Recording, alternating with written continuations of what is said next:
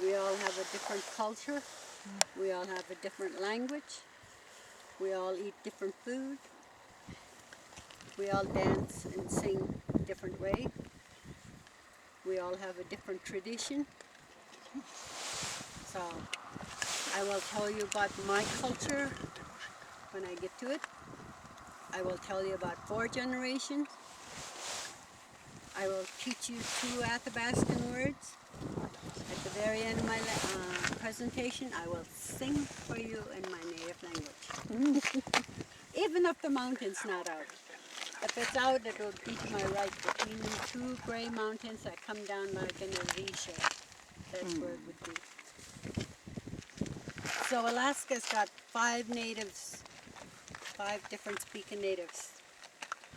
Eskimo, Aleut, Tlingit, Haida, Athabascan. Eskimos are up north, around Barrow, Nome, Kotzebue. They live off the ocean, whale, seal, walrus, fish, salmon berries. Different culture. The Aleuts, they're from the tail end of Alaska, called the Aleutian Chain. The Aleuts are fishermen. They have canneries for fishing. They mostly, some of them would have tattoos on their face, on their neck. They have sharp pointed wooden hat. They are part Russian. I used to go to high school with them, some of them, and I recognize them by their last name. Lestenka, Armina, Kazanov. Yeah, they have last names with off. To the southeast of Alaska, around Sitka and Juneau, these are the Tlingit and the Haida.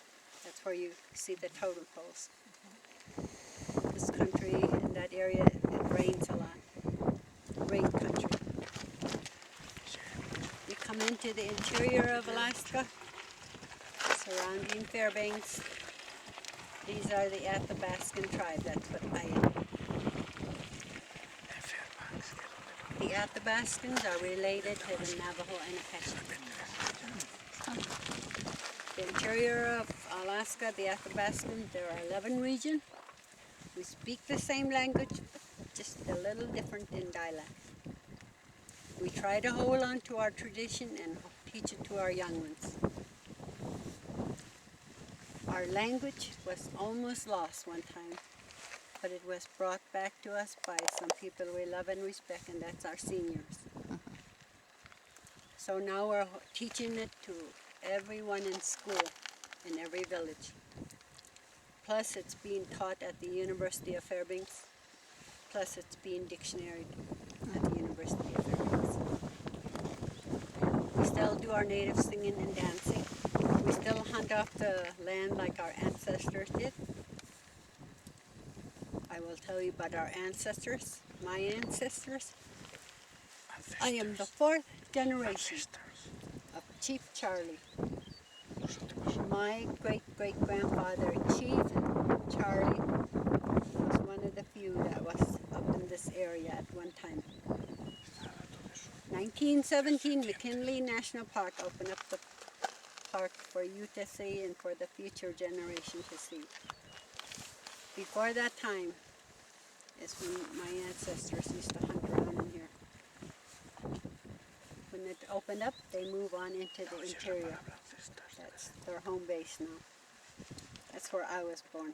That's where my father was born. My grandpa. My great-great-grandfather, Chief Charlie, he used to live in a tent. That was his home. They used to migrate a lot. They used to hunt with bow and arrow. They used to make their canoe out of birch bark, out of roots from pine trees. The roots from that tree, that was their thread. They used to make bow and arrow out of the bones of an animal. The meat was their diet. The skin of an animal like moose, bear, or caribou. They would use it for their clothing, their housing, their bedding, and the only way they would get around was walking. Okay, my grandfather, Moses Charlie's time, this is when log cabins were starting. This is when Hudson came in, and they started getting pots and pans. They were introduced to sugar and coffee and tea, and they were also introduced to candles. But my grandfather, they didn't get those. They just, they would use bear oil for oil and a little cloth. That was their light. Now my father's generation, he used to build his own sled. He used to build his own canoe. I remember hauling water. I remember hauling wood. Growing up in one cabin with 10 sisters, brothers and sisters, and mom and dad. Tough time. We used to use gasoline lamp for our light. Okay, it's my generation time. It's more modern.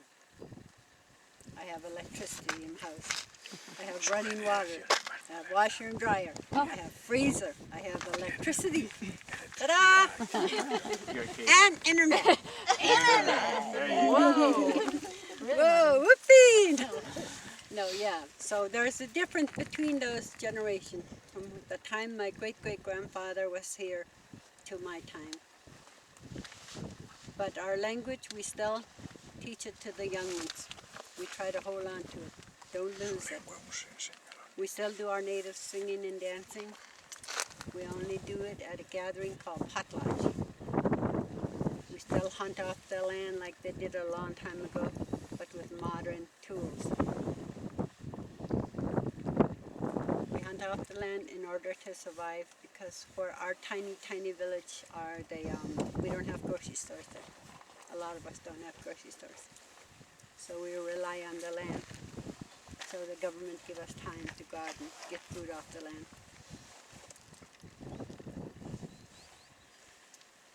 The Eskimos, the Aleut, the Tlingit, the Haida, I don't know their culture, I don't know their ways. They have a different, completely different. So just a little idea about the natives of Alaska. 2 words in my native Athabascan language. Anabasigana. Athabascans. Anabasigana. Athabascans. That means thank you, my friend. I want to tell you, Anabasigana, for coming to Alaska. I wish every one of you a safe trip. I never say goodbye to my new friends. I just say I'll see you, because I believe someday, sometime, our path will cross again. Till then, I wish you all safe and happiness. When I sing my native song for you, open your heart to it and remember the short time you spent with me in Alaska. Denali in my native language means the high one, the great one. This song was made way back around my great-great-grandfather's time. It's a very long song, but I'm going to make it short. Oh, you can make it. Just keep going. Yeah. At that time when it was made, the only instrument they would use was a drum. They just used a drum. Today, to this day, we still just use a drum to sing our native song.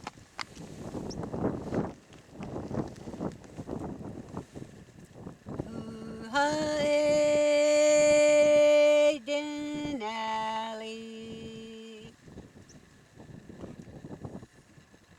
Hey, Denali.